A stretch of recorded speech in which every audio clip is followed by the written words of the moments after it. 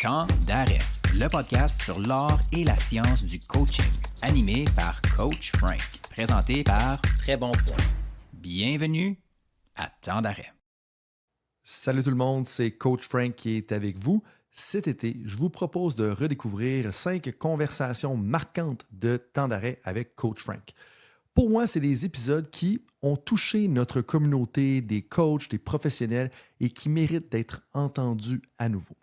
Mon intention avec Temps d'arrêt reste le même durant l'été, c'est-à-dire déconstruire l'art et la science du coaching pour créer un meilleur monde du sport pour tout le monde, athlètes, coachs, dirigeants et parents. Mais là, pour l'été, j'ai aussi besoin de vous. Premièrement, on veut faire grandir notre communauté parce qu'on veut rejoindre encore plus de monde qui sont impliqués dans le sport pour faire encore une plus grosse différence. Alors, si le podcast t'apporte quelque chose, ben d'un, abonne-toi. De deux, évalue le podcast sur ta plateforme préférée. Et surtout, partage avec tes collègues, tes athlètes et tes amis. Ça prend 30 secondes et ça fait toute la différence et ça va faire une différence. Deuxièmement, on a besoin de tes témoignages. Quels épisodes t'ont marqué depuis le début de Temps d'arrêt? Écris-nous sur les réseaux sociaux, @CoachFrankPHD dans un mot, ou abonne-toi à notre infolettre sur coachfrankphd.com pour nous le faire savoir. Donc, tu as une anecdote, tu as un témoignage, il y a un épisode qui t'a marqué, on veut le savoir. Là-dessus, je te dis bonne écoute et je te souhaite surtout un excellent podcast. Épisode 112, réathlétisation, collaborer avec des spécialistes, gestion de la récupération, interaction entre kinésiologue et physiothérapeute et évolution de la science du sport avec Alain Delorme. Pour l'épisode d'aujourd'hui, si tu es une kinésiologue ou un kinésiologue ou que tu t'intéresses à la place de la préparation physique dans ton équipe comme entraîneur ou que tu cherches à maximiser la collaboration avec les différents spécialistes et entre les différents spécialistes, eh bien, l'épisode va être pour toi parce que Alain, avec sa grande humilité et ses différents témoignages de toutes ses expériences accumulées à travers le temps, sa perspective, elle est très riche, c'est le moins qu'on puisse dire. Au début de la conversation, on va s'attarder particulièrement à l'état de la kinésiologie, préparation physique au Québec. Par la suite, on enchaîne la conversation plutôt vers la gestion de la récupération, la réathlétisation. Et vers la fin, on touche à plein de petites merveilles à gauche et à droite, dont l'importance de bien gérer tes gros cailloux. Je vous laisse écouter le podcast pour en savoir plus. Et on parle de tout ça parce que mon invité, eh bien, c'est Alain Delorme. Alain Delorme est préparateur physique en chef de l'Institut national du sport du Québec. Il cumule plus de 40 ans d'expérience en préparation physique dans des milieux sportifs de rayonnement régional, provincial, national et international. Sa carrière a été axée sur la réadaptation, la réathlétisation, l'évaluation et le développement des qualités physiques et motrices, ainsi que le travail d'équipe concerté. Et ça, je peux en témoigner, de ramener plusieurs personnes autour de la table et de les amener à collaborer. C'est clairement une des spécialités et un des intérêts de Alain. Passionné par la santé des athlètes, il privilégie une approche interdisciplinaire. Alain Delorme incarne l'excellence en tant qu'intervenant chevronné dans la science du sport, contribuant au succès des sportifs de tous les niveaux depuis belle lurette. Là-dessus, tout le monde, je vous dis un gros merci d'être avec moi dans l'aventure Temps d'arrêt et je vous souhaite un bon podcast et une bonne conversation entre Alain Delorme et moi-même, Coach Frank. Tu sais, tu as dit l'état de la préparation physique au Québec, puis tout ça, t'en es où par rapport à ça? Comme toi qui a quand même, je veux dire, quelques années, on pourrait dire quelques décennies d'expérience. Tu me permets de le dire, fait que je vais le dire. Non, ouais, ben là, gêne-toi pas. Vas-y, ouais. Ouais, ben, é- écoute, je viens de l'époque où la profession n'existait pas ou peu. Tu sais, on a été émergents, quelques-uns au Québec quand j'ai débuté. Il y a Raymond Veillette sur Québec, il y avait Jean Laroche, Alain Marion plus sur la région de Gatineau, Ottawa, tout ça. Il y avait quelques noms qui se démarquaient. Puis juste avant nous, il y avait eu Charles Poliquin, puis euh, sur Montréal, il y avait André Couléchat aussi. Ben, il y avait peu de gens qui appuyaient le potentiel du développement physique des athlètes, autre que d'être développé à même la discipline dans cette époque-là. Fait qu'on a émergé à cette époque-là avec peu de moyens, peu de connaissances, beaucoup de gros bon sens, beaucoup d'exploration. Aujourd'hui, on se retrouve dans un Disney World technologique avec une accessibilité à de l'objectivation de la mesure, avec des publications à chaque jour. En fait, chaque jour, j'ai l'impression d'en savoir moins parce que ça va beaucoup plus vite que ma capacité d'absorber ça. Alors, on se retrouve complètement à un autre endroit. Et puis, je dirais que le défi aujourd'hui, c'est de voir clair là-dedans, de voir qu'est-ce qui sert les objectifs, qu'est-ce qui sert à agir sur les problématiques que vivent les athlètes, que vivent les entraîneurs dans leur quotidien. Le défi, c'est de ne pas sombrer dans le côté sexy de la nouveauté, du nouveau gadget, de l'aspect de la nouvelle façon de créer un environnement d'entraînement qui peut être très intéressant au niveau de la motivation, de la rétention et tout ça. C'est ce que font beaucoup les centres fitness pour pouvoir maintenir leur membership. Ils amènent de la variété, tout ça, mais dans un créneau d'excellence sportif, oui, la motivation, oui, le changement, puis la créativité, puis changer la routine, puis éviter la monotonie, mais sans perdre au passage l'objectif de performance de pointe, puis s'assurer que ce qu'on fait sert la cause, sert un transfert dans l'excellence, puis s'assure qu'on agit vraiment sur les enjeux que la prep physique est capable d'adresser. Je dirais qu'on est à cette période de vie-là en préparation physique où les opportunités sont exceptionnelles en accessibilité aux infrastructures, aux équipements et tout ça, mais en même temps, tout ça, ça amène beaucoup de brouillard, beaucoup de zones de prise de décision qui sont peut-être moins claires qu'avant. Ben, puis ce que tu dis, moi, ça me fait penser à l'importance du jugement professionnel.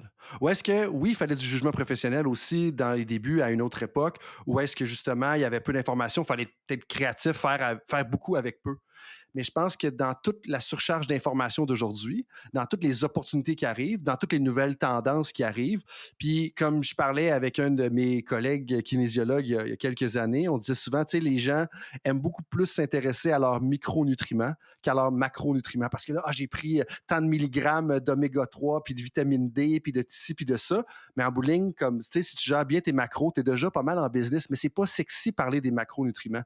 Puis le parallèle un peu que je fais avec ce que tu viens de dire, c'est de dire que faut pas tout le temps se laisser aller, puis c'est un peu ce que tu disais, se laisser aller dans les dernières tendances, puis prendre le temps que oui, il y a une nouvelle tendance, puis des fois, on est mieux peut-être de dire, OK, on prend un temps d'arrêt pour pas faire une mauvaise blague, et puis justement dire, OK, est-ce que ça vaut la peine de s'investir dans cette direction-là?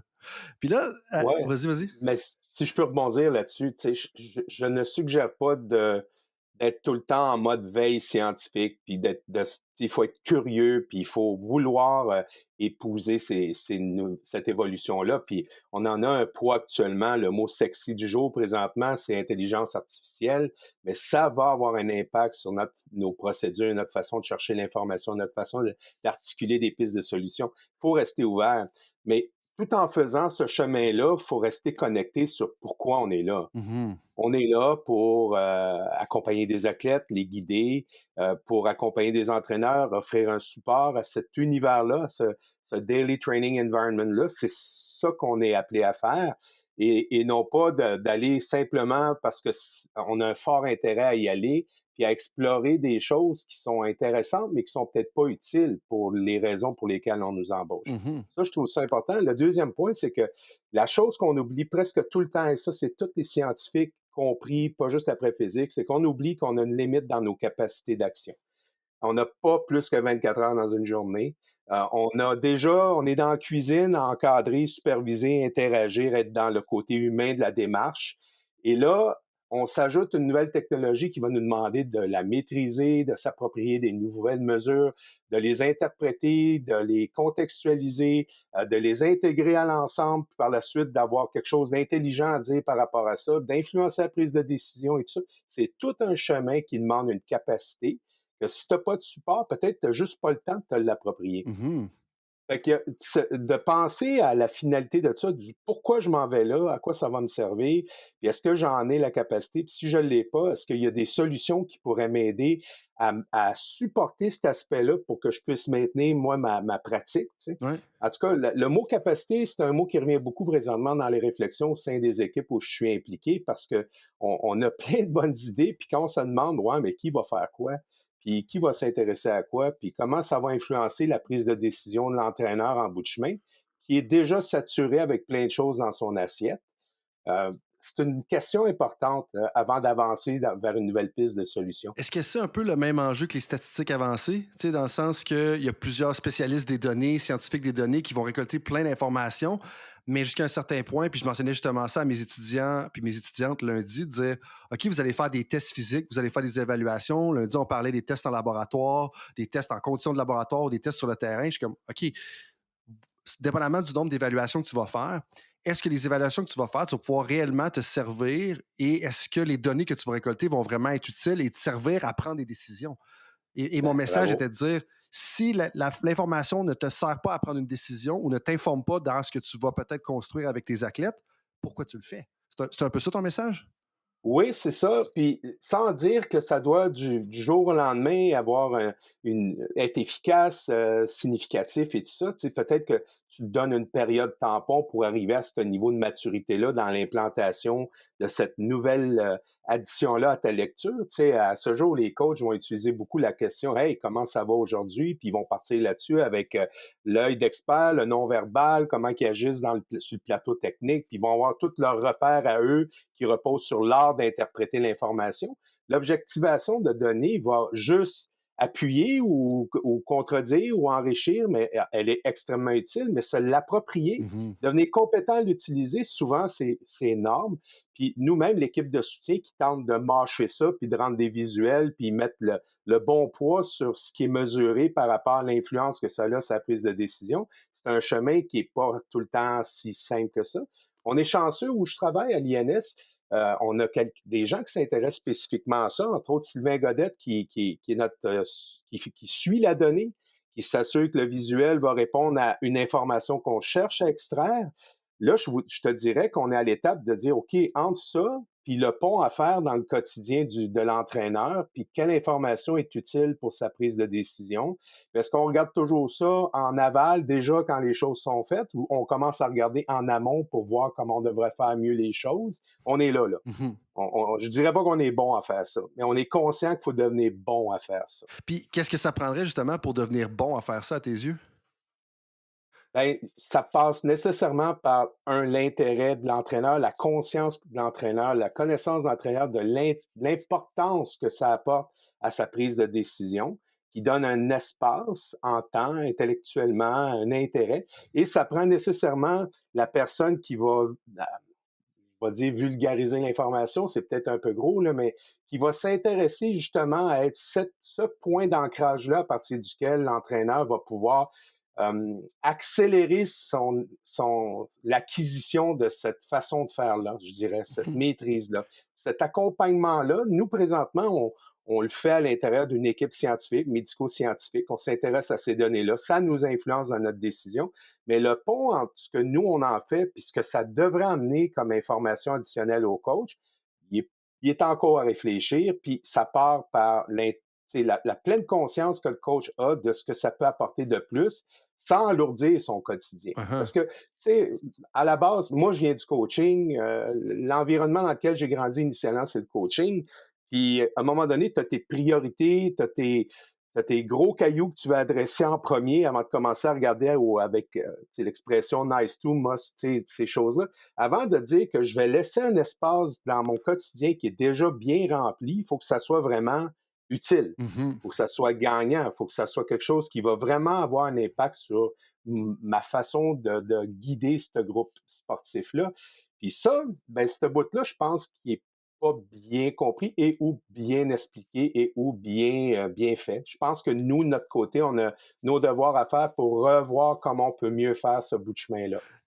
Avant de te relancer, tu as dit approche nice to must. J'ai-tu bien compris? Non, must do. Non, mais tu sais, dans tout ce je l'ai mal sorti, là, comme toujours, là. mais tu sais, il y a plein de choses qu'on peut faire. Il y a plein d'initiatives, puis plein de pistes de solutions qu'on peut réfléchir. Mais il n'y en a que certaines qui s'intéressent vraiment à ce qui est important. Mm. Alors, les must-do, tu sais, les choses qu'il faut vraiment adresser. Les nice-to, c'est intéressant de les considérer, mais on ne les met pas en avant des choses les plus importantes. Puis, à ce jour, je constate qu'aujourd'hui, on avance encore avec une canne blanche pour savoir si chaque individu qui s'entraîne sous notre leadership s'approprie pleinement ce qu'on lui propose comme opportunité de développement. On part d'études, on part de ce qu'on analyse comme données, tout ça, mais est-ce que nos hypothèses se vérifient dans l'adaptation de l'athlète dans son quotidien? Et c'est ces données-là qui nous guident pour savoir qu'un tel, absolument. Celui-là, ça dépend, puis celui-là, pas du tout. Et quelque part, ça nous amène à investiguer si ça appartient à X, Y, Z, la raison pour laquelle l'adaptation n'est pas au rendez-vous. Puis c'est là où tout ça devient des plus intéressants, de se donner une chance de regarder de façon objective comment quelqu'un évolue dans le temps pour pouvoir avoir un regard critique sur ce que l'on propose comme opportunité de développement. Donc, as-tu du sens pour toi? Ça fait très, très bien du sens. Je pense que tu es trop sévère envers toi-même parce que c'est vraiment clair puis c'est très éloquent de la façon dont tu présentes les choses. Puis ce que je comprends, mettons, du nice to puis must do, c'est que nice to, ça serait le fun à faire si on a le temps, si on a la capacité. Must do, c'est qu'on doit absolument le faire parce que ça a un impact direct sur les résultats qu'on cherche à obtenir. Et ça, pour moi, c'est particulièrement important parce que ça revient à ce qu'on disait tout à l'heure. Dans l'ère d'aujourd'hui, où est-ce que tous les professionnels, qu'on parle de physiothérapeutes, kinésiologues, qu'on parle de consultants en performance mentale, qu'on parle de nutritionnistes, qu'on parle de directeurs, qu'on parle d'entraîneurs, qu'on parle de professeurs, tu as un enjeu de capacité, justement en lien avec la surcharge d'informations dont tu proposais. Et là, quand tu parles de surcharge d'informations, tout à l'heure, tu as utilisé l'expression vulgariser. Oui, je pense qu'il y a un côté que c'est vulgarisé, et j'ajouterais à ça, synthétiser l'information. Parce que l'information qu'on amène à l'entraîneur, qu'on amène au client, qu'on amène à l'athlète, ça doit changer quelque chose. Ça, en anglais, on disait « at the end of the day, so what ». Fait que là, tu présentes cette information-là. Est-ce que ça va vraiment faire une différence dans la motivation, l'intervention, la progression, le développement de la personne avec qui tu parles, que ce soit le coach, l'équipe, l'athlète, etc. Puis ça, je pense qu'on l'oublie souvent, puis que justement, on revient au côté sexy. C'est sexy d'avoir 450 000 données, mais qu'est-ce que ça change en bout de ligne? Puis c'est ma traduction québécoise, francophone, / coach Frank de « at the end of the day, so what ». Qu'est-ce que ça change en bout de ligne? Ben, on est à la même place. Puis c'est la bonne question à poser, puis heureusement, on se la pose. Puis je pense qu'on commence à voir un peu plus clair, puis je te dirais que ça dépend de chaque organisation, la réponse. C'est mon mentor de toujours, Charles Cardinal, qui malheureusement n'est plus là pour m'écouter blatérer tout ce qui se passe dans ma tête. Mais Charles, il était vraiment de ceux de ceux qui croyaient qu'il fallait d'abord et avant tout être focus sur les choses importantes et avant de commencer à s'intéresser aux choses qui sont potentiellement... je vais te donner un exemple. Un sujet fort ici, présentement, c'est la récupération. C'est beau entraîner, encore faut-il récupérer si on veut s'adapter, puis surcompenser, puis bon, toutes ces choses-là. Et toutes les choses sexy, vêtements compressifs, électrostimulation, tout ce qui peut être favorable en ce moment, automassage, il y a un paquet de choses, bien froid, la chaleur, bon, il y a plein de choses qui sont explorées, mais il dort-tu? Il mange-tu bien? Puis, est-ce que l'organisation de son quotidien est favorable? Faut-tu qu'il fasse 4 heures de route à chaque fois pour venir à l'entraînement à l'INS? Est-ce que tout ça, c'est ça qui compte d'abord? On regardera après. Je dis pas qu'on peut pas en parallèle faire des petits teasers, puis c'est intéressant, mais entendons-nous que hey, je porte mes vêtements compressifs, je me sens tellement plus récupéré. Mais tu as un écran, tu as un soleil dans le visage jusqu'à 1h30 du matin, ou tu es un adepte du gaming, ou peu importe, puis ça fait que tes heures de sommeil, ou bien l'organisation du sport fait que tu es dans le bassin à nager à 5h30 du matin. Il y a des gros morceaux, puis il y a des petits morceaux, il y a des choses très, très importantes, puis il y a des choses qui sont intéressantes à considérer. Puis des fois, ben, parce que c'est sexy ou que ça attire l'intérêt de l'athlète ou du coach parce que c'est quelque chose qui semble miraculeux, ben, ça va prendre l'ascendance sur les choses vraiment importantes. Et où la parure en public, voulant dire que, hey, si tu prends ton bac de récupération bleu, puis là, que tu mets de l'eau dedans, tu mets de la glace, tu sautes dedans, t'envoies une photo, une vidéo sur les médias sociaux, hey, ça paraît donc-tu que tu t'occupes de ta récupération comparativement aux autres. Mais comme tu as dit, tu peut-être game jusqu'à 1h du matin, tu écoutes un film jusqu'à 1h du matin, tu as un écran bleu, tu te couches, tu dors 6 heures. Pourquoi investir dans le bain d'eau froide quand tu ne vas pas chercher tes heures de récupération. Puis tantôt, quand tu as des heures de sommeil. Puis tantôt, quand tu as dit ça, j'ai ri un petit peu parce que moi, puis mes amis proches, on aime ça expérimenter avec des méthodes d'entraînement, puis des bains d'eau froide, puis d'au point d'aller gasser à la glace, puis d'essayer, voir comment ça va se sentir, puis tout ça.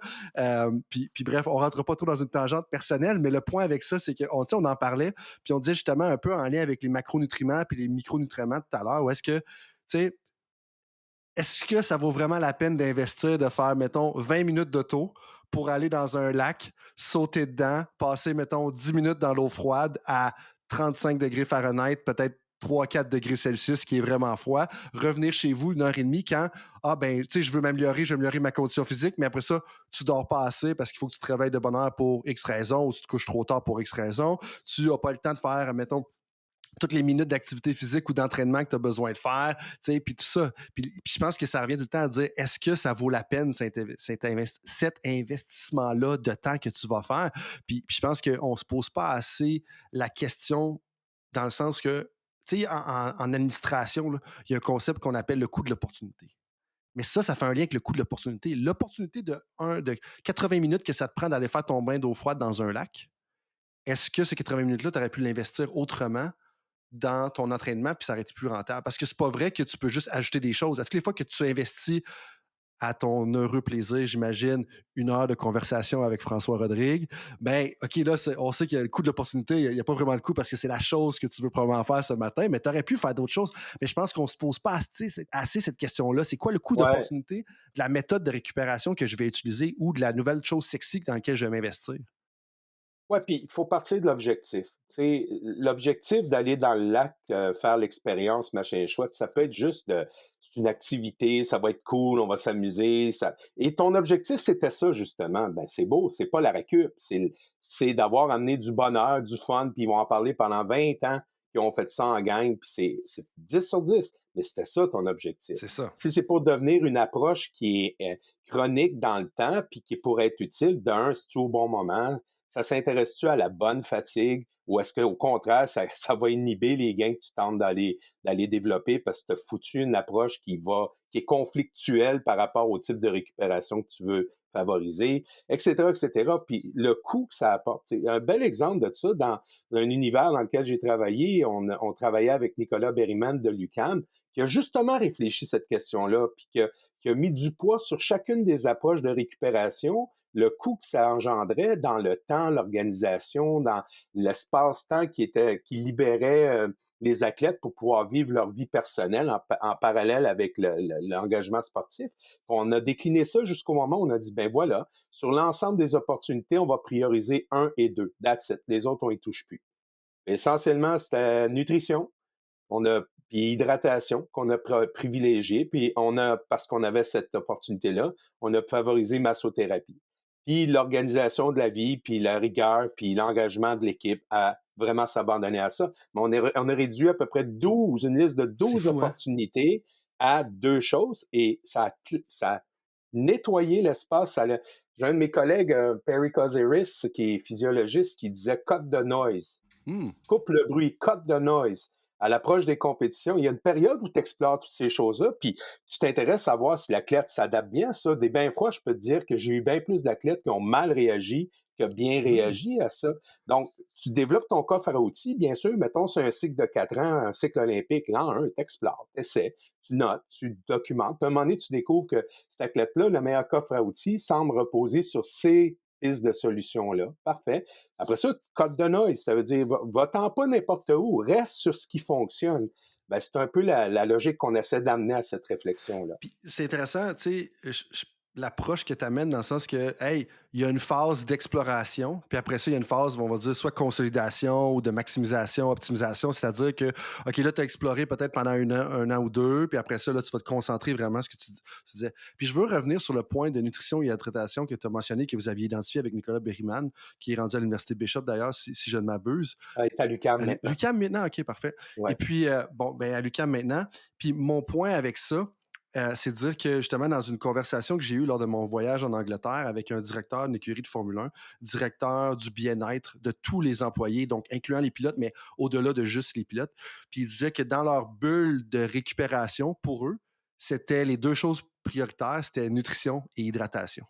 Parce qu'ils ont tendance à mal manger puis à pas s'hydrater. Puis là, on parle autant clairement que les athlètes, les pilotes, quand ils sont dans la bolide, ça peut être un gros défi. Mais ils parlent aussi des ingénieurs qui sont en arrière de l'écran puis qui vont faire des chiffres de 12 heures puis qui vont coller ça ou qui vont travailler de nuit puis des choses comme ça.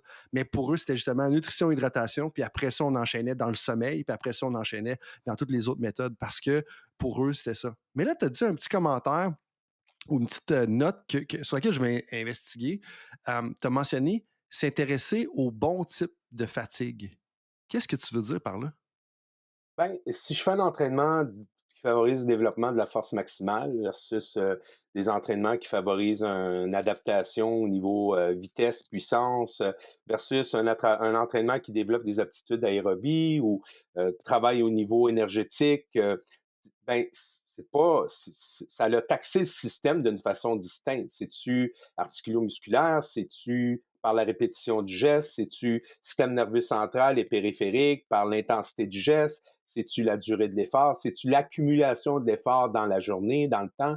À titre d'exemple, un classique, c'est que les camps d'entraînement qui sont planifiés souvent sont d'une richesse d'agenda, de stimuli que le corps peine, la biologie humaine peine à s'adapter à. Puis les gens n'arrivent pas tous dans ces camps-là avec le même niveau de forme. Fait que certains passent à travers sans problème, d'autres, après 3 jours, sont sur la table du physio. Tu sais, fait que tout ça fait que tu vas réfléchir à des pistes de solutions au niveau de la récupération qui va, bien sûr, reposer d'abord sur les bases, la nutrition, le sommeil, bien sûr, mais tu vas aussi t'intéresser à est-ce que le bain froid va être utile ou pas et dans quel contexte et à quel moment.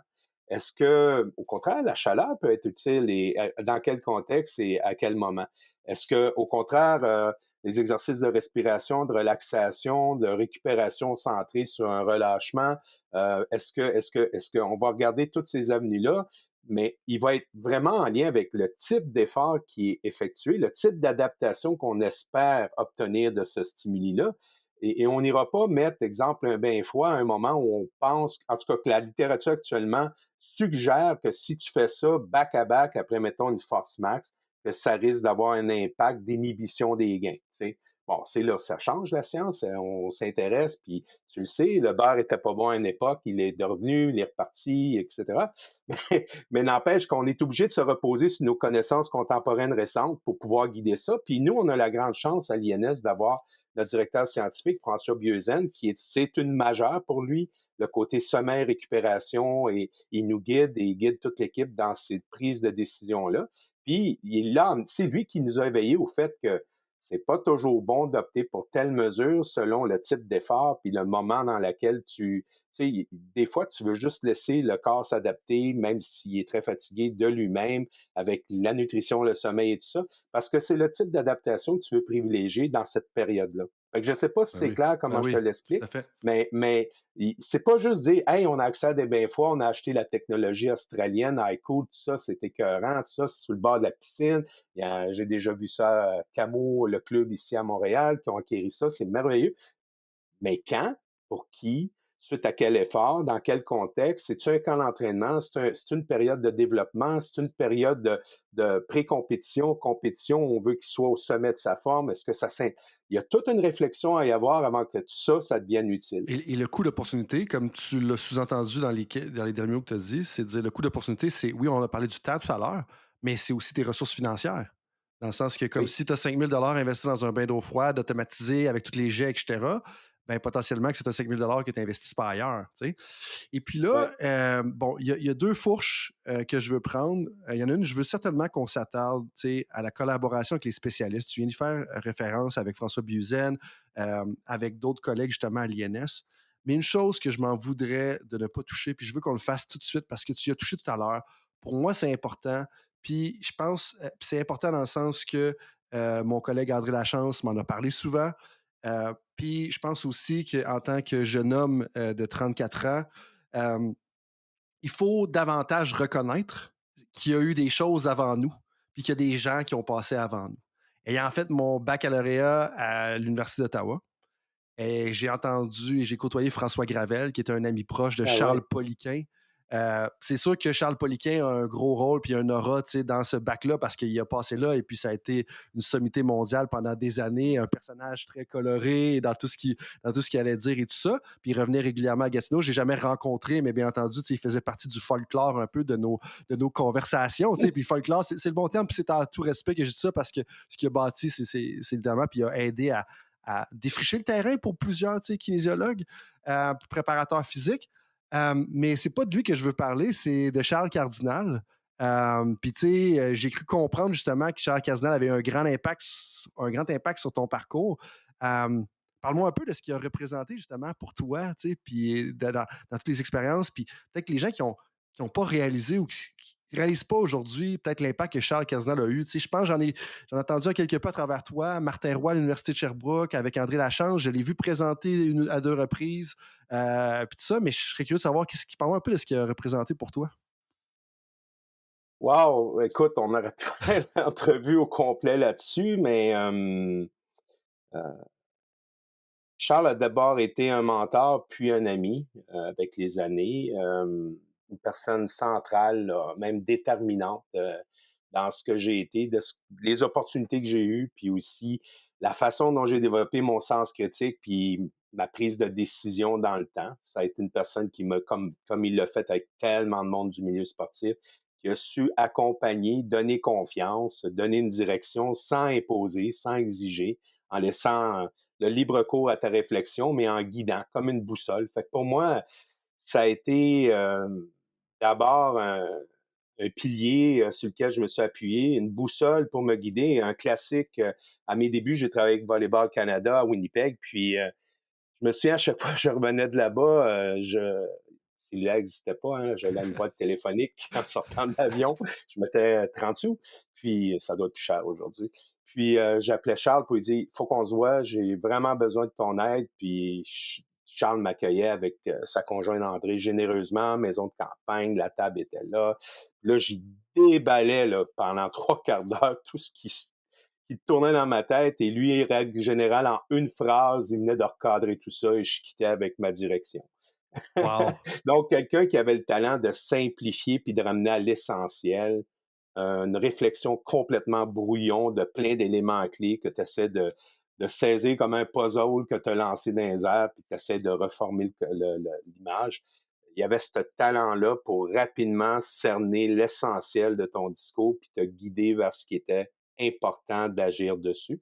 Alors, c'est ce qui a été pour moi. Tu sais, il y a des réflexions que j'ai avec des collègues incroyables qui, moi, j'ai la chance d'être entouré avec plein de monde plus intelligent que moi. Fait que quand j'ai un problème, j'ai toujours quelqu'un qui va m'aider dans la solution, ou qui va me créer des questionnements additionnels.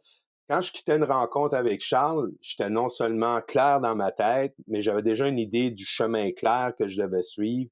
Puis j'avais la confiance, surtout. Tu sais, c'est une personne que quand tu le quittais, tu étais plus confiant que au début de la rencontre. Puis ça, c'est un talent incroyable. Tu sais, c'est le gars qui disait mise sur tes forces. Tu sais, dans notre domaine, souvent, on va regarder les lacunes, les gaps, gap analysis, on va essayer d'agir là-dessus, puis c'est important. Mais oublions pas au passage que tu as des forces, tu as des choses qui te démarquent, tu as peut-être même des choses que tu es le meilleur à faire. Mise là-dessus aussi. Assure-toi que ton ADN à toi est respecté dans ton évolution globale. Fait que Charles avait, ouais, c'était ça. Je pense que je ne sais pas à quel point il est encore, qu'il est connu des jeunes générations, mais c'est probablement une des personnes au Canada qui a accompagné le plus d'entraîneurs dans tout ce qui est du PNCE, les fédérations au niveau de leur plan triennal. C'est incroyable. Moi, j'ai eu la chance dans les derniers temps de travailler avec lui dans un programme de formation qui s'appelle PAISAC, qui est une formation qui est dédiée aux entraîneurs africains. J'ai eu la chance de voyager avec lui en Afrique, donc d'être très proche de lui dans des moments plus intimes. Fait que, ouais, j'ai été chanceux. J'ai gagné à 6,49, je pense. Ben, tu sais, d'avoir un mentor, une mentor qui va prendre la peine de t'encadrer d'une façon humaine pour t'amener, puis des fois juste te rediriger, puis t'informer, puis te guider, tu sais, c'est tellement important parce que justement, dans les différentes expériences qu'on a, des fois, je pense que tu sais, ça devient, c'est confondant, tu sais, puis c'est normal, ça fait partie de l'apprentissage, tu sais, d'être confondu, mais en même temps, Je pense que c'est pas toutes les personnes qui vont avoir une approche humaine. Puis moi, ce que j'ai entendu, du moins de mes contacts personnels, justement, c'était ça, le côté humain, tu sais, de Charles Cardinal.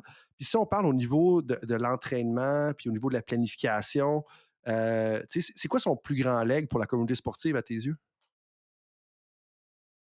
Réalité contextuelle. OK. Toute bonne idée doit être contextualisée à la réalité dont tu fais face. Tu sais, tu lis une étude sur une nouvelle technologie, t'entends dans une conférence une bonne idée, tout ça, oui, mais dans ton milieu à toi, dans ta capacité à toi, dans le niveau de rayonnement avec lequel tes athlètes s'inscrivent, etc., etc. Est-ce que ça fit? Est-ce que tu essaies de rentrer un cylindre dans une forme de triangle, comme des fois je voyais mon jeune enfant il y a très longtemps essayer de faire, mais non, il était bon. Et Il moi, allait il y a toujours à la 3 bonne jours, je te place. dirais. Oui, Ma c'est plus ça. jeune est encore à ce point-là en ce moment. C'est comme, OK, ouais, mais ça, si je frappe plus fort, Non, ça va rentrer. puis Charles aurait dit à ton enfant, lâche pas, à un moment donné, il va soit prendre la forme du triangle ou tu vas passer ailleurs. Mais bon, tu sais, il y a bien des choses que je pourrais dire là-dessus, tu sais, mais je pense que Charles, il avait cette façon-là d'imager les choses, puis il rendait ça très simple pour moi, ex-joueur de foot, qui a cogné avec sa tête, fait qu'il fallait que ça soit... Hey, toi aussi! Il fallait que ça soit simple, mais tu sais, Charles était dessus, qui aimait bien dire... c'est pas le nombre de briques que tu as qui compte, c'est comment tu vas les agencer. Hmm, Et c'est simple, mais ça dit ce que ça dit. Tu ouais. veux bien avoir plein d'expertise qui t'entoure, puis plein d'équipements technologiques, puis plein de tout ça, la meilleure piscine au monde. Encore faut-il que tout ça soit harmonisé, intégré, que ça soit concerté. Tu parlais tantôt des experts du monde scientifique dans lequel je baigne en ce moment. Ben, c'est pas juste d'expertise de pointe, puis de bonnes personnes qui connaissent bien leur domaine.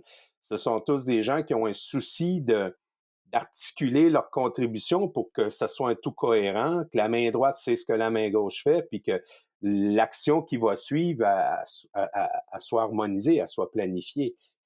Charles, c'était ça. C'était son angle d'attaque. Puis, il était très... En fait, c'est de loin la personne que je connais c'était d'abord un coach. Hein, il a commencé en coachant le volleyball, mais ça a toujours été un coach. Ça a été un coach de coach, ça a été un coach de préparateur physique, ça a toujours été une approche de coaching tout le temps.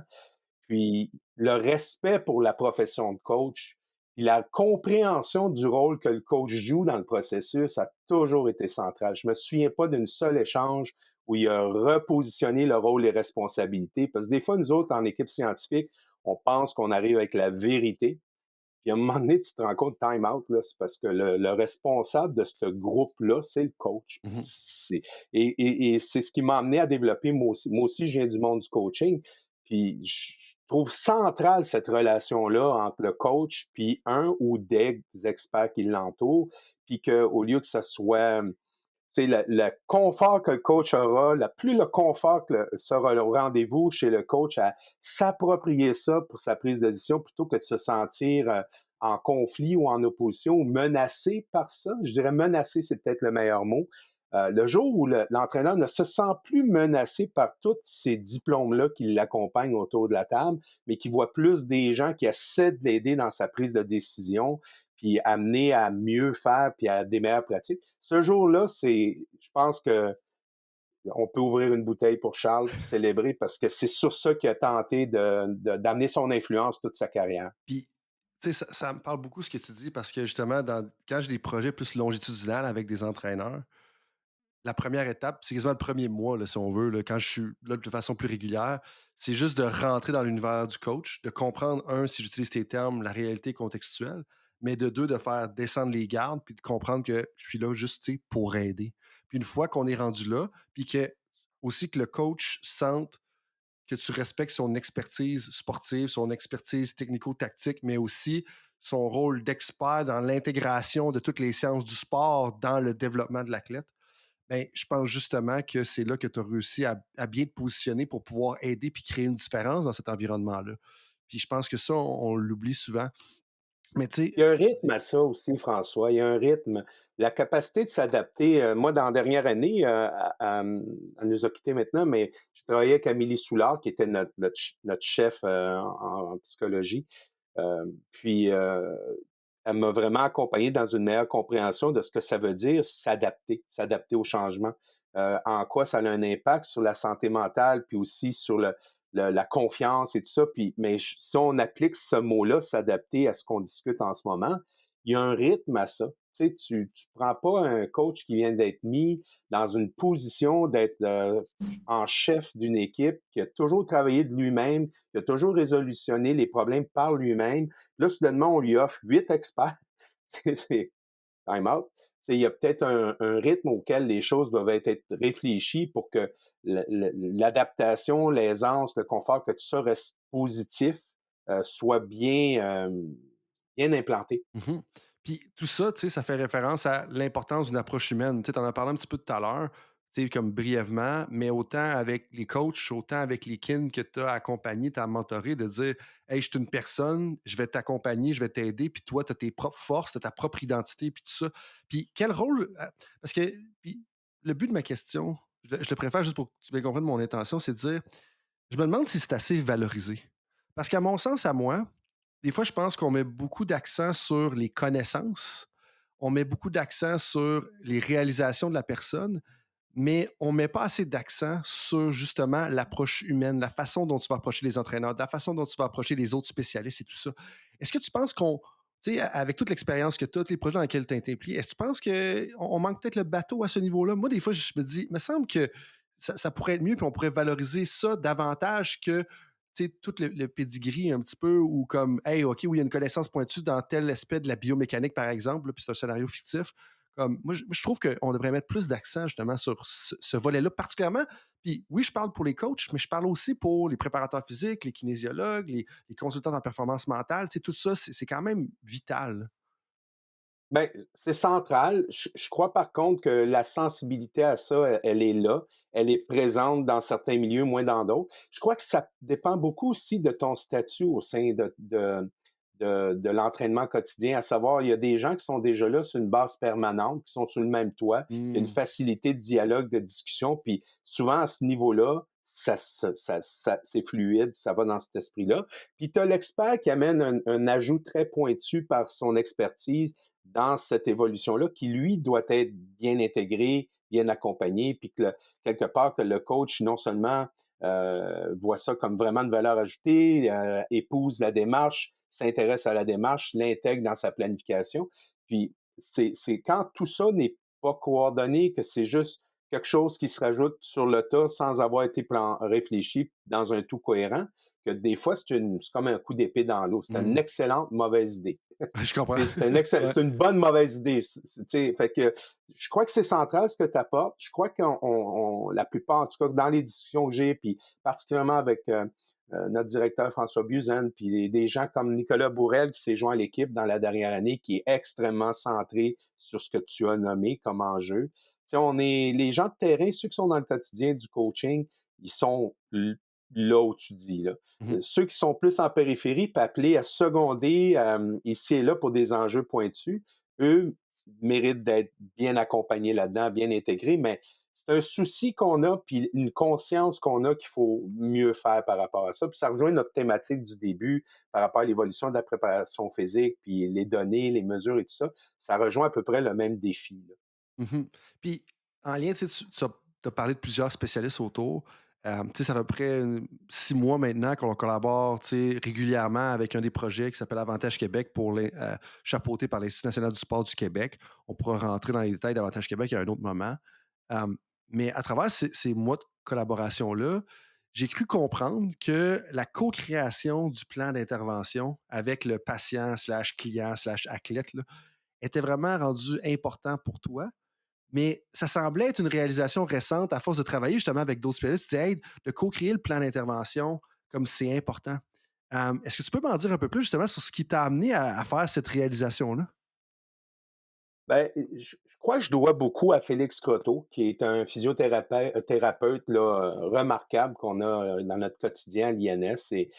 c'est autant un homme de science qu'un physiothérapeute. Il a fait son doctorat sur l'étude de l'épaule. Puis bon, c'est une personne très curieuse scientifiquement. Fait que il est comme assis sur deux chaises. Il est autant dans les meetings du groupe scientifique qu'il est dans l'influence qu'il apporte dans son quotidien aux médico-sportifs. Euh, je crois que il y a deux choses, en tout cas, pour moi, qui ont évolué. La première, c'est l'écoute. Ça va paraître banal, là, mais euh, d'écouter ce que l'athlète a à dire sur le processus. Tu sais, moi, j'ai toujours fait partie, je viens du coaching de football, j'ai presque tout le temps été dans une position de coach en chef, puis c'est très militarisé. En tout cas, à mon époque, c'était très Encore à la mienne. hiérarchisé, puis prise de décision, puis, puis au bout de la chaîne alimentaire, il y a le joueur qui exécute.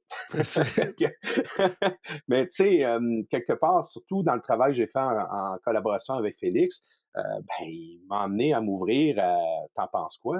Regarde, on a des options à t'offrir au niveau du plan de traitement. Il y a tel chemin où tu te sens confortable. Tu sais. Puis ça l'a vraiment, moi j'ai vraiment adoré. Tu sais, ça l'a ouvert pas juste le côté humain d'écouter tout ça, on l'avait déjà ça, mais dans la prise de décision, la planification, puis tout ça, bon, on était plutôt autour des experts qui connaissent ça. Mais l'athlète et le coach ont beaucoup à apporter, surtout dans les phases finales qui favorise un retour durable et sécuritaire, là, ben, et à la performance, ben, c'est souvent les éducatifs que le coach va nourrir, qu'on va retrouver là-dedans ce qui nous intéresse, ce qui va vraiment assurer qu'on réduit l'écart entre les capacités et les exigences. Alors, ça, c'est une chose qui a, je pense que je réponds, mais je Ben oui, oui, non, non. à côté de ta question, peut-être. Ben non, pas du tout. Pas besoin Mais, de poser d'être aussi sévère. Puis des fois, les choses les plus intéressantes, c'est les tangentes puis les histoires, justement. Mais oui, c'était parfait, ça. Je suis en train de m'en aller, mais il y a ça qui fait partie de ta question, qui est bâtir ensemble. C'est, tu sais, quelque part, on tente beaucoup dans les dernières années de mettre à l'index le travail en silo puis de juste parler d'interdisciplinarité. Ça prend les deux. Mm. Tu sais, dans ce qu'on fait, toi puis moi, on s'intéresse à quelque chose de commun, mais il y a un bout que tu fais, je fais, Félix fait, les gens qui nous entourent font. Puis à un moment donné, on fait un tout cohérent, puis on intègre, puis là, on fait notre travail, notre exercice d'interdisciplinarité. Ça prend les deux. Ouais. Ben, c'est un peu comme ça. Dans ma pratique en préparation physique, ce que je reconnais qui est très classique, c'est que il y a un niveau de communication, où qui n'est pas tout le temps là, mais qui est que je vais aviser mon collègue de ce que je fais, puis il va m'aviser de ce qu'il fait.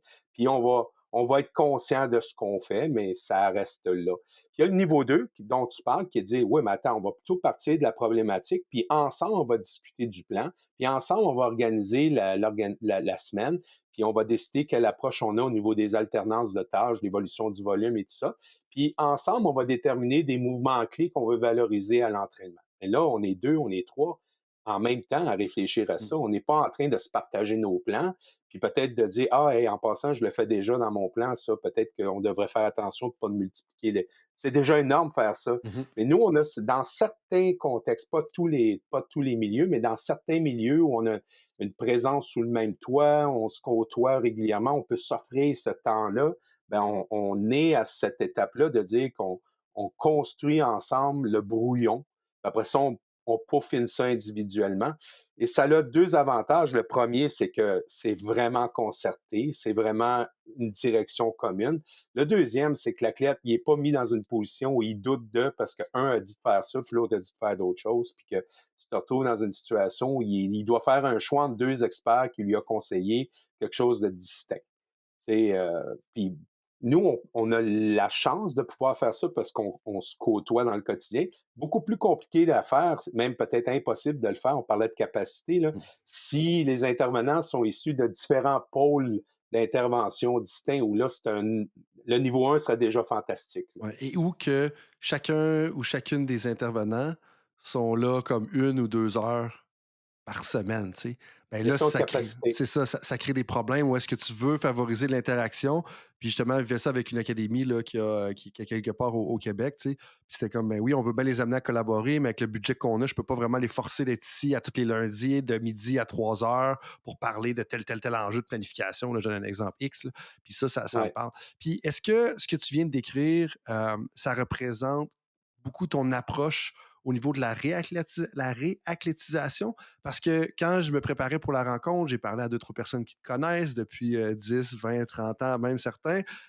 Puis il me disait que ça avait quand même joué un rôle important, tu sais, le côté réadaptation, réathlétisation. Ce que je ne savais pas justement avant de faire mes recherches, parce que je pensais à toi, je pensais préparation de la performance et tout ça, mais ça semblait avoir comme la réathlétisation, la réadaptation, ça va avoir pris un gros rôle dans ta pratique, une grosse place dans ta pratique.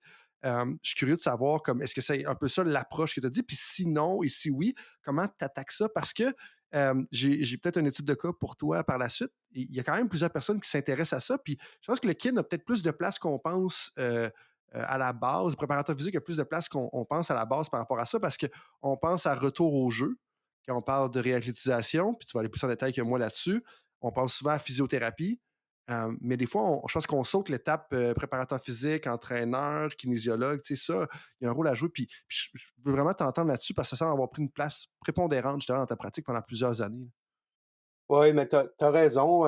Tu sais, très tôt dans ma carrière de prep physique, je me suis questionné sur le chemin qu'on faisait vivre à un athlète suite à une blessure. Tu sais, je trouvais qu'on passait d'un milieu clinique à un milieu spécifique, puis qu'il manquait des étapes. Il me semblait qu'il manquait une forme de progression. En fait, il manquait une progression, c'est clair. En fait, la logique, puis c'est un peu comme ça dans le milieu du travail, c'est que il reviendra au travail quand il sera apte à travailler, alors que ben, les tendances sont beaucoup plus à utiliser le milieu de travail pour fin de réadaptation, pour qu'il y ait une adaptation spécifique à la tâche et progressive. Mais c'est un peu la même chose au niveau du sport. Il y a quelque chose qui venait me chercher dans ce que j'observais, sans pouvoir nécessairement comprendre quoi, mais il me semblait qu'on pouvait faire mieux. Et ben, grâce à mes enfants, je me suis retiré du milieu sportif parce que c'était des horaires de fou.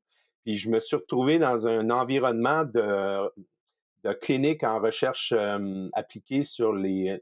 Non, ouais, c'est ça, sur la douleur chronique. Donc, c'est un centre de recherche qui a été mis de l'avant par l'Université de Sherbrooke, par Dr Loisel, et puis Patrick Loisel à l'époque. Puis me suis euh, impliqué en tant que kin, puis éventuellement en tant que chef d'équipe au sein de cette communauté-là, qui marchait de façon interdisciplinaire, qui se rencontrait, qui réfléchissait. Et c'est probablement le moment où j'ai été le plus imprégné de cette idée-là qu'on fait mieux ensemble que seul Mm. dans sa cour. Par la suite, je suis passé, on m'a demandé de m'impliquer au sein d'un groupe en neurotraumatologie qui était un peu dans le même concept, encore une fois, pour favoriser le travail d'équipe, ergothérapeute, physio et tout ça. Puis je suis revenu dans le monde sportif par la suite, mais là, je venais de vivre quelque chose qui me disait, voilà ce que j'avais en tête quand je voyais qu'il y avait un problème. Et de là est venu tout cet intérêt-là à influencer une pratique beaucoup plus intégrée, beaucoup plus commune, d'arrêter,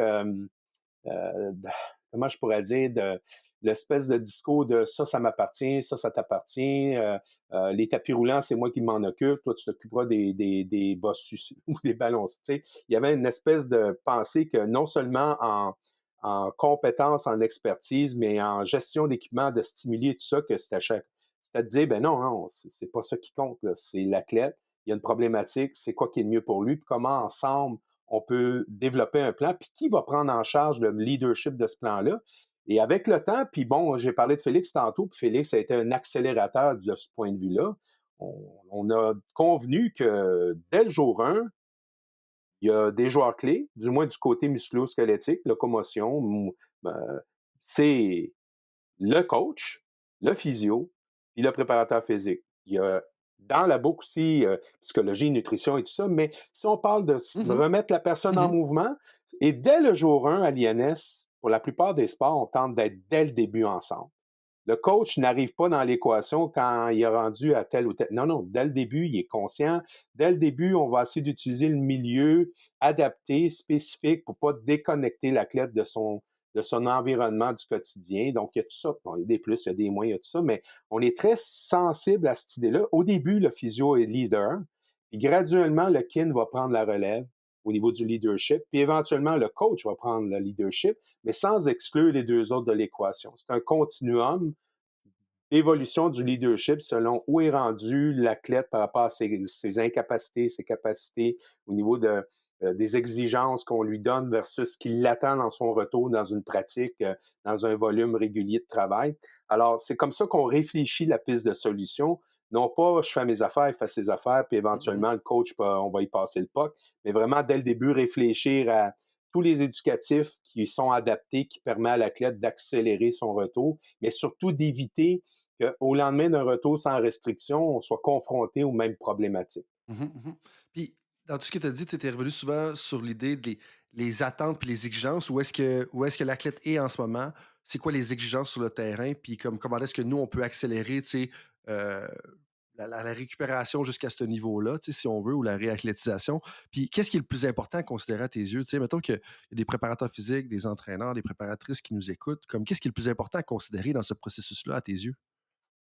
Ben, premièrement, le leadership. Ça prend un lead, ça prend quelqu'un qui porte le dossier, tu sais, qui va s'assurer qu'il y a une rigueur, une organisation, puis tu sais, des fois c'est moi, des fois c'est Félix, des fois ça dépend avec le collègue que je travaille. Puis la chose où on l'échappe le plus, à mon avis, c'est la dernière phase, celle du retour dans la pratique spécifique sportive, Hmm. où si on n'a pas bien planifié le retour de façon progressive, si on ne se donne pas des indicateurs pour s'assurer que mentalement, physiquement, l'athlète est au bon endroit, il se sent apte à tout ça. Je ne sais pas combien d'athlètes, je vais prendre l'exemple du ski alpin, qui ont une reconstruction ligamentaire du genou, qui ont fait toutes les étapes cliniques qui disent qu'il est fit to go, mais lui, il n'était pas safe sur ses skis, puis il a été retourné sans restriction, sans égard à un retour progressif au niveau des difficultés, des exigences. Fait que, tu sais, quand on regarde, là, quand on fait un plan, on part toujours de la finalité du plan. C'est quoi la grosse semaine d'entraînement qui l'attend? C'est quoi la grosse séance d'entraînement qui Mhm. l'attend? Ça représente quoi en volume, mettons que c'est dans le monde aquatique, en volume de nage, en volume de ci, en volume. On part de ce qu'il y a de pire, on regarde où il est, on essaie de construire non seulement à travers ce chemin-là, mais même au-delà. Puis, Intéressant. donc, la dernière phase, ben, elle implique spécifiquement l'entraîneur.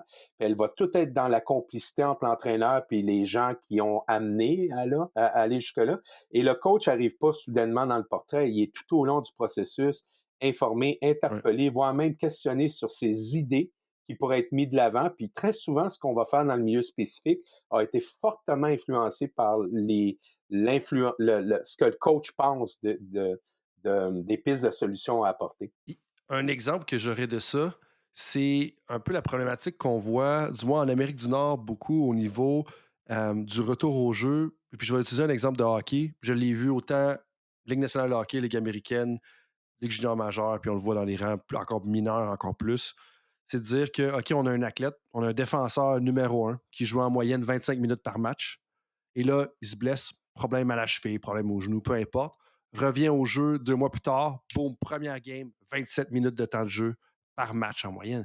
Puis ça, pour moi, ça contraste beaucoup. Puis ça m'amène justement à l'étude de cas que je dois te partager parce que quand tu parles à des experts de la préparation physique en Europe, ou même, je vais dire, dans le milieu du soccer, c'est complètement différent comme approche. Où est-ce qu'on va parler souvent du fitness de l'athlète et on va dire, OK, ben l'athlète, il revient au jeu. Avant de faire jouer un match complet, on va y faire jouer seulement les 30 premières minutes du match, puis après ça, on va le retirer. Ou on va l'entrer sur le terrain à la 60e minute de jeu, puis il va jouer les 30 dernières minutes de jeu. Puis ça, pour moi, je pense qu'il y a un gros manque à gagner pour les entraîneurs de bien considérer cet aspect-là et de travailler en collaboration avec préparateurs physiques, entraîneurs, kinésiologues, peu importe comment vous voulez l'appeler. Tu sais, pour moi, ça, c'est très important de dire, OK, il faut considérer ça, que tu ne peux pas juste revenir au jour au lendemain. Il a été éclairé médicalement. Donc, le médecin, physio ont mis le crochet sur le dossier. Parfait, ça veut dire qu'on est au même statut qu'on était il y a 2 mois.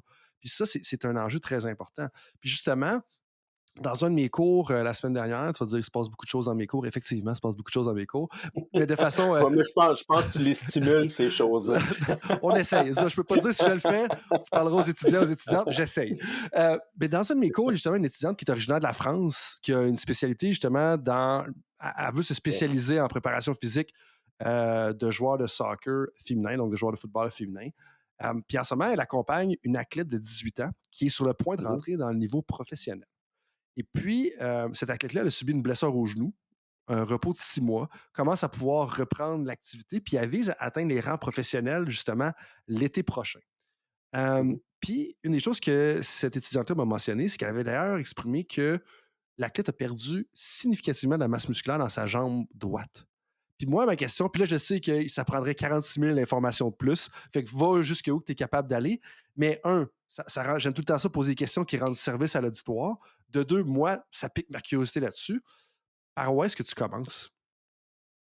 Ben, on commence par vraiment bien connaître l'athlète, là. Tu sais, souvent, suite à une blessure, surtout si elle a été persistante ou même répétitive, il y a des mécanismes d'inhibition qui rentrent en jeu, puis finalement, le cerveau a trouvé une façon de générer le mouvement, mais autrement. Hmm. Il recrute plus aussi bien ici, il recrute plus là. Et tu vas voir aussi au niveau de l'hypertrophie comment ça s'est décliné, cette hypertrophie-là. Fait que la première chose, c'est de se donner une tête sur aujourd'hui, en ce moment, la capacité de l'athlète puis la façon qu'il génère le mouvement se décline comment pour pouvoir adresser de la bonne façon les choses. C'est sûr que les fondements pour moi, le fondement numéro un, puis je pense que Félix me confirmerait qu'on dirait la même chose, c'est la force. OK, on peut travailler ses appuis, la proprioception, la mobilité, tout ça, c'est toutes des choses importantes. Mais à la base, est-ce que les fondements en force max sont là, sont présents pour s'assurer que ça s'actualise éventuellement dans l'accélération, le freinage, le changement de direction, tous les pivots, puis tout ce que ça va engendrer comme stress. Fait que ça, je dirais que la première étape, c'est vraiment d'avoir une pleine compréhension de la capacité, puis de comment elle s'inscrit dans la reprise du mouvement. Puis par la suite, ben, je te l'ai un peu dit tantôt, moi, en tout cas, ma façon de fonctionner, c'est de commencer par prêter une grande attention sur c'est quoi les exigences qui l'attendent dans son club professionnel là-bas au niveau de la fréquence d'entraînement, le type d'entraînement, le type de tâche à l'entraînement. Puis ça peut être très influencé par le type d'entraîneur qui est sur place, d'équipe de soutien et tout ça. Puis si on part de là, puis qu'on a un bon portrait des exigences qui l'attendent pour avoir un retour, je répète, sécuritaire, durable et performant.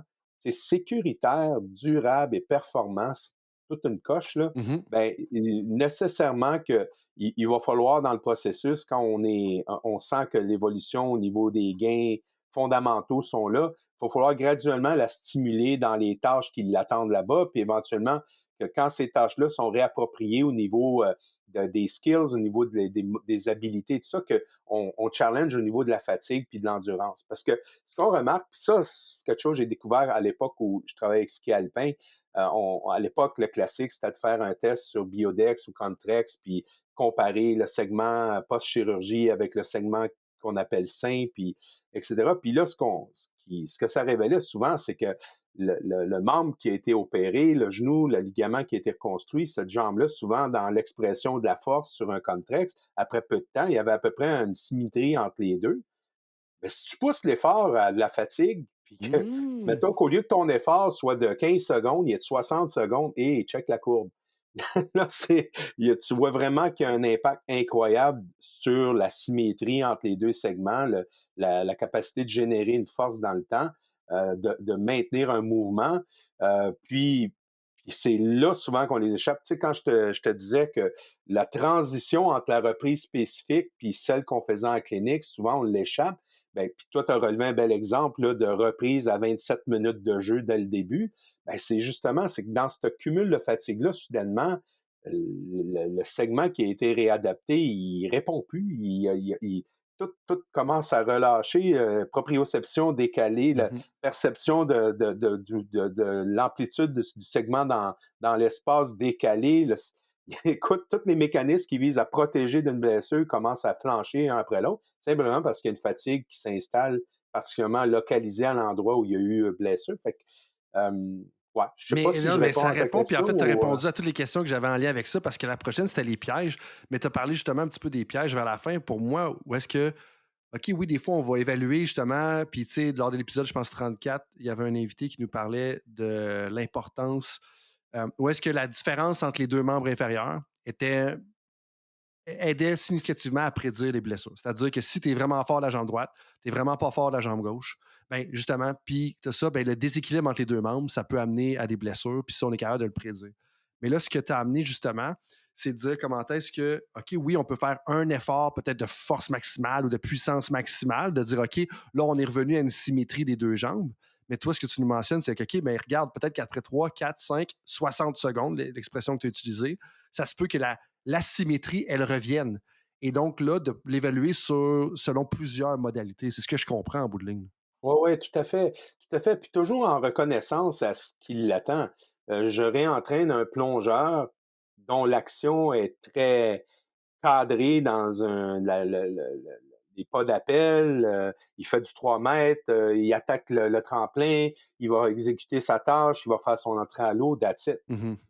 Il y a 1, 2 minutes, 3 minutes de pause. C'est pas la même chose que de déballer une pente de ski sur un effort de 45 secondes, 1 minute et plus, où là, tu répètes des mises en charge, des tensions, des changements de direction, recherche d'équilibre et tout ça. Ben, la performance du deuxième tiers, du troisième tiers du parcours d'un point de vue musculo-squelettique, il risque d'être décliné en fonction du type de réentraînement que Mhm. on a favorisé. Fait que ça, écoute, je pense que le milieu est conscient de ça. Je suggère pas qu'il n'est pas conscient de ça, mais c'est un piège.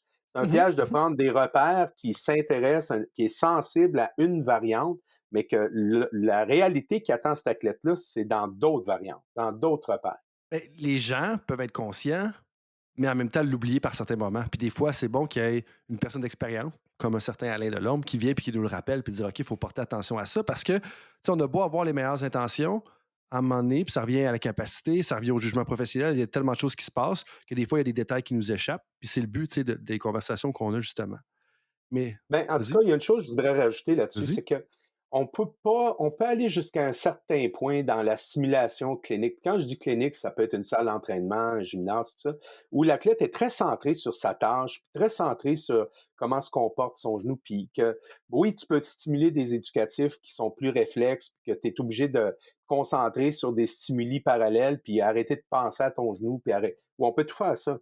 Mais il n'y a rien qui remplace à revenir dans son environnement, avec tout le côté social que ça amène, toute la distraction que ça amène, puis le focus qui t'amène Mm. peut-être beaucoup plus vers la tactique qui est en place ou qui est travaillée ou la technique spécifique du geste que tu es en train de générer, tout ça. Et là, oublie ça, tu n'es plus repère, genou, repère, Ben oui. posture, attention, tiens-toi bien. Tout ça doit devenir réflexe. C'est plus ton centre d'attention. Oui, tout à fait. Alors, il faut quelque part dans le continuum de la réadaptation, quand tu es rendu là, tu es encore en réadaptation, Ouais. mais tu es en adaptation spécifique à la tâche et c'est pas le temps au physio de se retirer ou au préparateur physique de se retirer. Mhm. Au contraire, il est peut-être plus le meneur au niveau des éducatifs puis de l'encadrement des éducatifs, mais il doit être encore très sensible à comment l'athlète répond à ces types d'efforts-là Mhm. d'un point de vue réadaptation. Puis l'autre chose, je dirais, c'est que c'est faux, c'est pas le bon chemin de dire, ouais, on a une pratique d'organiser, puis on va adapter ici et là la pratique organisée de façon générique pour tous, en reconnaissance avec la situation de l'athlète. C'est souvent la façon de faire, puis c'est pas nécessairement une mauvaise façon de faire, mais ce n'est pas un plan de réadaptation. C'est un ajustement de l'entraînement régulier pour pallier aux incapacités de l'athlète. Un vrai plan de réadaptation, ce serait plus de dire, c'est quoi l'entraînement aujourd'hui? Et là, on va construire son plan d'entraînement où il y a des opportunités, puis avoir des tâches parallèles Mhm. lorsque ces opportunités-là sont pas là. Ça change. C'est pas la même paire de lunettes que tu portes quand tu le fais comme ça, mais ça devrait être la façon de le réfléchir. Tout à fait. Tout à fait. Là-dessus, Alain, c'est super riche ce qu'on discute depuis déjà beaucoup de minutes, mais je m'en voudrais de ne pas aller dans les questions éclairs. Parce que j'adore ces questions-là, puis je pense qu'elles jouent un rôle important ben, pour tout le monde, parce qu'elles nous permettent d'en apprendre un petit peu sur les personnalités qui viennent sur le podcast. Puis je sais des fois que les gens m'ont dit hey, je m'en vais à une conférence, on m'a relancé sur telle question que j'ai dit, puis telle affaire, puis ça stimule souvent des réflexions. Puis j'en ai mis 2 extras pour toi, invité spécial hein, là-dessus. Mais on va commencer par les traditionnels, puis on va terminer par les 2 extras qui sont peut-être un peu plus ludiques. La D'abord, tu parles pas des Packers, c'est correct. Là, j'embarque. C'était pas mon intention de parler des Packers. Tant que tu parles pas des. Si je parle pas des Packers, je veux pas que tu parles des Eagles. En ce moment, on n'est pas dans une bonne place. Ça marche. Si tu veux retourner en arrière et te donner un conseil à toi-même quand tu avais 22 ans, donc on parle de 2003, 2004 à peu près, ça serait quoi? Euh, La première chose que je remettrai en question, c'est qualité versus quantité. Moi, j'ai eu de nombreuses opportunités d'accompagner différents univers sportifs. À chaque fois, j'étais excité par le projet, le défi, puis au détriment de la qualité. À un moment Mm. donné, j'encadrais beaucoup d'athlètes. Je me suis entouré pour me seconder, mais quand même, c'était beaucoup de beaux défis Aujourd'hui, j'aurais définitivement pour pas faire je veux pas faire un jeu de mots, mais un temps d'arrêt. J'aurais une petite pause. Puis une des personnes qui m'a aidé dans ça, dans cette réflexion-là, c'est mon ami Raymond Veillette, qui, je pense, c'est après la première bouteille de vin, ou je me souviens plus. Là, on a eu tu sais, il m'expliquait comment lui s'impliquait auprès, comment il accueillait un nouvel athlète, comment il l'accompagnait, sur quelle base, quels étaient ses critères. Puis je me suis rendu compte à quel point il était rigoureux en amont dans est-ce que les conditions sont là pour accompagner favorablement cet athlète-là dans ma pratique. Alors que moi, d'emblée, je disais oui, puis après ça, je découvrais ce que ça voulait dire. Alors, je te dirais que c'est définitivement une chose que je prêterai attention. Reconnaître mes limites, être humble par rapport à ce que je peux apporter. Je suis pas là pour guérir le cancer, là. J'ai une contribution à amener. J'ai une façon de le faire, reconnaître que ça a ses limites, puis que d'autres personnes aussi peuvent contribuer à la même problématique. Je te dirais aussi que il faudrait que je sois mieux organisé. Ça, c'est mon ami Charles qui m'a dit un jour, Alain, construis-toi un meuble, puis mets dans des tiroirs les différents dossiers dont tu gères. Parce que moi, c'est un grand tiroir tout mélangé, là, avec une fluidité. Tu sais, je donnais une anecdote. Dans une de ces retours-là de Winnipeg, suite à 2 semaines avec Volleyball Canada, je prends mon téléphone, puis j'appelle Charles, puis c'est clair que dans ma voix, il y a un ton d'urgence, là. Tu sais, Charles, j'ai besoin de toi, je veux parler. Aucun problème, Alain, ça va me faire plaisir de t'accueillir. Laisse-moi regarder mon agenda. Bon, demain matin, demain matin, je coupe le gazon. Puis là, c'était comme, donc, je suis moins important que le gazon, ça va pas bien. mais derrière ça, il y avait ça, tu sais, autant lui, il avait des tiroirs, il avait pris un engagement face à sa conjointe qu'il ferait le gars. Puis il faut dire qu'il y avait 20 000 pieds carrés à couper, là. Mais tu sais, mais le message qu'il me lançait, c'était un message qu'il me lançait, c'est, garde, organise tes choses, focus sur une chose à la fois, commence pas à avoir de la distraction puis mélanger toutes ces choses-là. C'est ce que je conseillerais aux jeunes de 22 que j'ai été, d'être beaucoup plus structuré, organisé, rigoureux, discipliné. Tu sais, je vais te prendre un exemple. Tu sais, le peu d'échanges qu'on a eu à ce jour, tu exact, tu représentes ça à mes yeux. Tu as bien cerné les aspects dans lesquels tu vas t'impliquer dans ta carrière en ce moment. Tu les as bien organisés dans la semaine. Tu as une famille aussi à travers ça. Donc, de trouver l'harmonie à travers tout ça, ben, c'est exactement ce que j'étais pas dans la vingtaine. Je commençais à 6, je finissais à 11, puis je faisais du mieux que je pouvais sans nécessairement que ça soit bien organisé. Bien, merci du compliment. Puis je te retournerai l'appareil dans le sens que ton deuxième point, tu disais plus d'humilité. Je pense que clairement aujourd'hui, on peut la sentir. Puis fait que ça, mission accomplie, mais ça fait aussi que ta perspective elle est très riche parce qu'on voit les nuances dans tout ça. Puis pour moi, ça a beaucoup de valeur. Tu sais. Et là, justement, tu sais, des fois, les gens qui ont comme une belle richesse au niveau des expériences, ça leur permet d'avoir un bon prognostic tu sais, sur le futur. À tes yeux, qu'est-ce qui va devenir un avantage compétitif dans le monde du sport dans 10 ans? Ça, c'est une bonne question. Je crois qu'on baigne dans une multitude d'opportunités en ce moment technologiques, au niveau du savoir, au niveau de l'expertise disponible. On est dans une époque où les infrastructures, je regarde l'équipement de l'INS, puis je pense à ma première décennie dans ma profession où, à mon souvenir, les bars olympiques étaient plus rouillés que ça, là. Tu sais, je crois qu'on est à un endroit où l'avantage compétitif, ça demeure, oui, l'expertise, la connaissance de pointe et tout ça, mais c'est beaucoup, à mon avis, sur comment on l'utilise pour atteindre les objectifs, puis vraiment agir sur ce qui compte le plus dans l'évolution de cette. Je pense qu'actuellement, je reconnais plus de moyens, d'opportunités, de potentiel que d'habilité à optimiser ce potentiel-là dans la réalité du coach, dans les objectifs de performance que l'on se donne ou qui sont clairs ou des fois pas si clairs que ça, ou si partagés que ça. Alors, je continue de penser à la petite phrase de Charles au niveau des briques, là. C'est pas combien de briques que tu as, c'est combien. Ben, ça t'en prend quand même, là. Mais c'est comment tu vas les agencer avec le mortier, tout ça, qui va faire une différence. Ben, je continue de. Faut être curieux.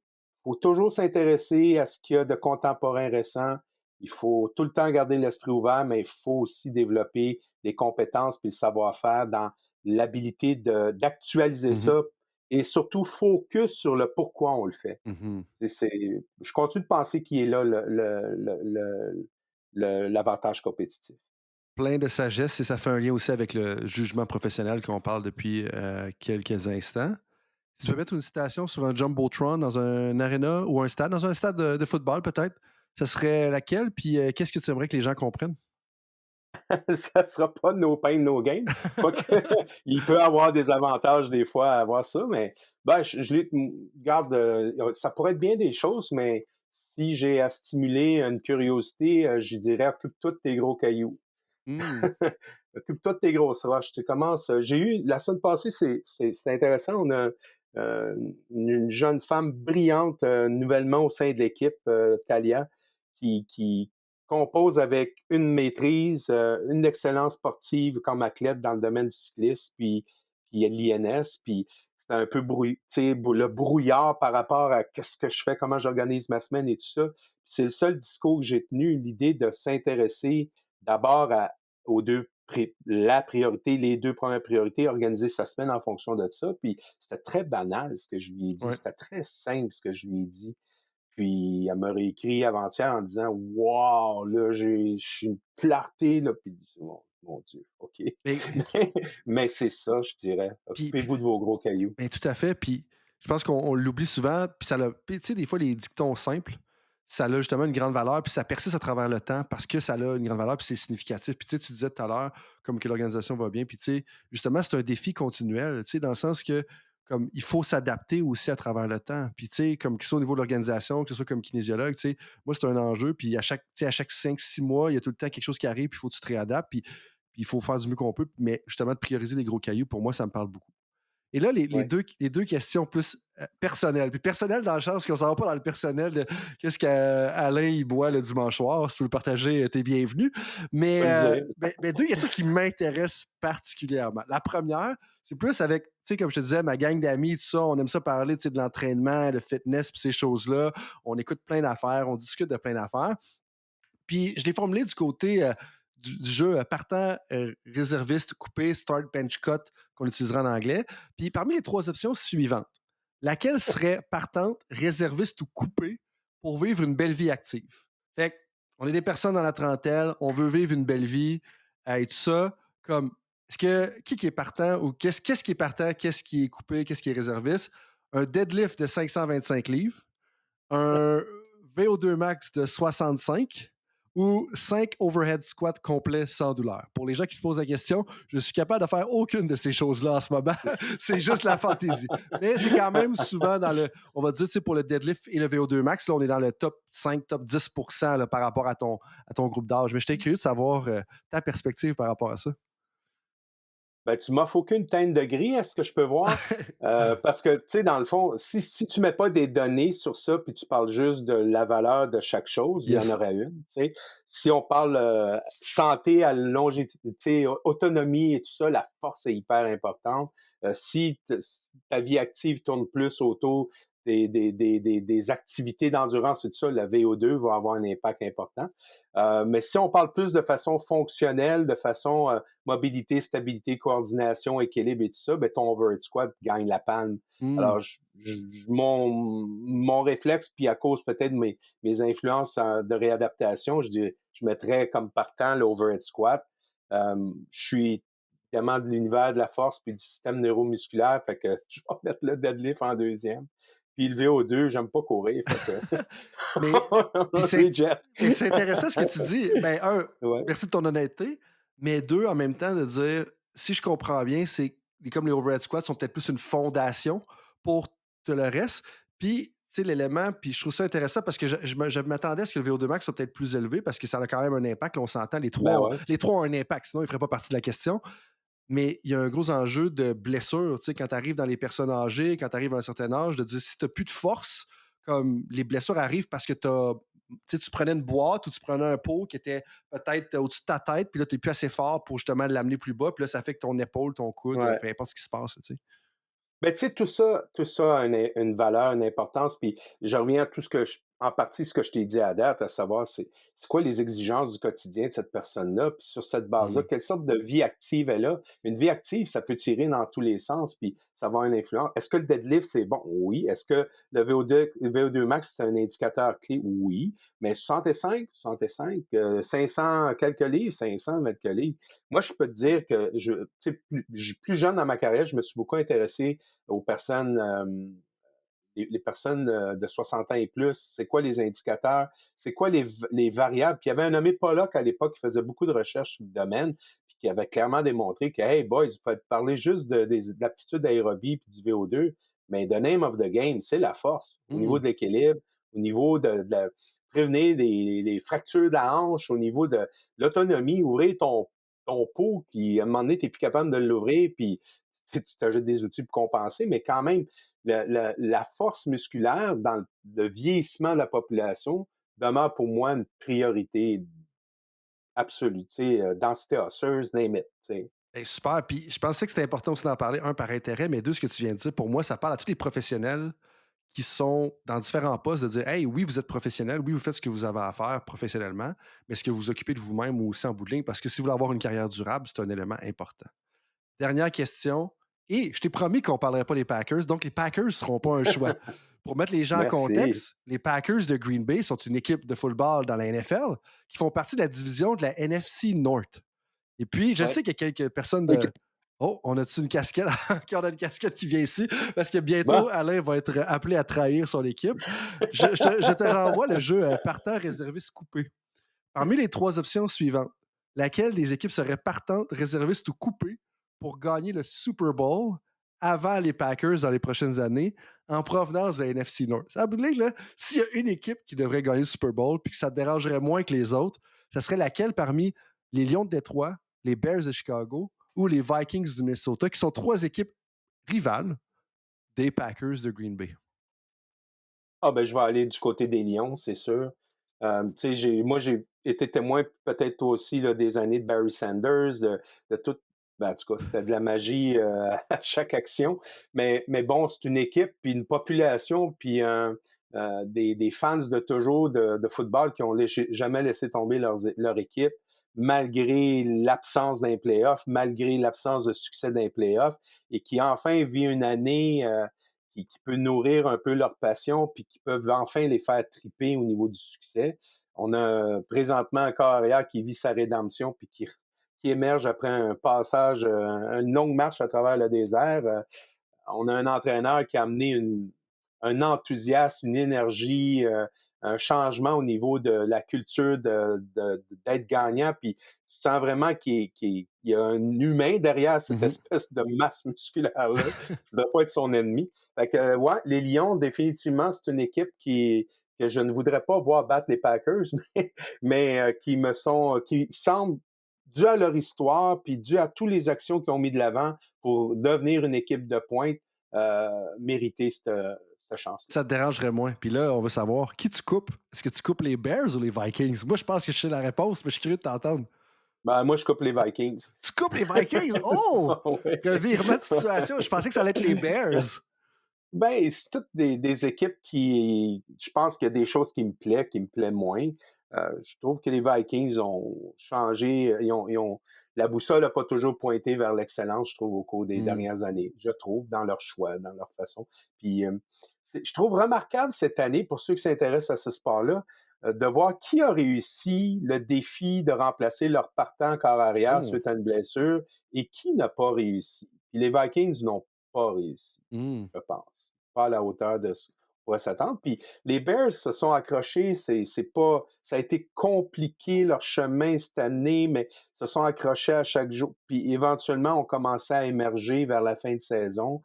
Pas tout le temps agréable à regarder, pas tout le temps du beau jeu. Même des fois, tu as l'impression qu'on était en début de saison, dans les derniers matchs de la saison. Mais moi, j'ai apprécié leur résilience, j'ai apprécié le fait que les joueurs sont restés dans l'engagement et la croyance que c'était possible jusqu'à la fin. Alors, j'ai beaucoup apprécié en tout cas, la perception, évidemment, tu regardes ça à la TV, là, je sais pas, là, mais de ce que je perçois Ouais, ouais. du spectateur que j'ai été, j'ai apprécié ce côté-là. Ben, super. Alain, ça fait déjà un bon bout qu'on se parle. Merci beaucoup de ton temps. C'est un coup d'opportunité, comme on disait tout à l'heure. Merci beaucoup de nous partager tes expériences. Avant que je conclue ça de façon plus officielle, est-ce que tu aurais un mot de la fin pour l'auditoire, pour les personnes là, qui nous écoutent? Ben, je dirais simplement que j j'ai encore une belle vie, mais je pense que j'ai été un des privilégiés dans ce que j'ai fait dans la vie. J'ai eu plein et pourquoi je dis ça? C'est parce que d'un, on me fait confiance dans plusieurs organisations sportives pour pouvoir tenter d'avoir un impact puis une influence positive, mais aussi que j'ai croisé une multitude de personnes qui ont eu la générosité de répondre à mes questions, de m'accompagner, de faire partie de mes réflexions, de m'appuyer, de me soutenir. Alors, manifestement, la vie que j'ai eue à ce jour dans ce milieu sportif-là a été du bonheur absolu, puis ça continue de l'être. Puis, bon, pour combien de temps, on verra bien, mais en tout cas, pour l'instant, je constate que pour les gens qui ont un intérêt à aller là, c'est vraiment un milieu où il y a peu ou pas de routine. C'est continuellement la résolution de problèmes, le gros bon sens, la poursuite, la curiosité scientifique. Il y a beaucoup de choses qui font que c'est stimulant. Hmm. L'enjeu numéro un, c'est que ton agenda, mettons que tu veux planifier aller au théâtre jeudi prochain, il va falloir que tu attendes tard avant de savoir si tu es disponible. Mais ouais, j'ai eu cette chance-là, puis j'ai eu la chance aujourd'hui de te parler, puis de maintenant, depuis 6 mois, de te compter dans mon réseau. Puis tu sais, moi, chaque fois que je rencontre une personne qui amène une expertise comme la tienne ou dans d'autres domaines, puis qui m'amène à voir autrement, à réfléchir autrement ou à recadrer l'information autrement, comme on l'a vécu récemment ensemble, où tu es parti d'un fond d'écrit que j'ai fait, puis tu l'as repositionné, puis tu l'as simplifié, tout ça. Mais moi, à chaque fois, c'est du bonheur. Tu sais, c'est le fun de faire partie d'une communauté qui a une générosité, puis qui est transparente à la partager. Alors, ça serait mon mot de la fin. Je dirais, quelle belle vie, puis je vous la souhaite. Ben, merci pour ce beau témoignage. Puis moi, ce que tu dis, ça me parle beaucoup parce que c'est de la co-création pure et dure.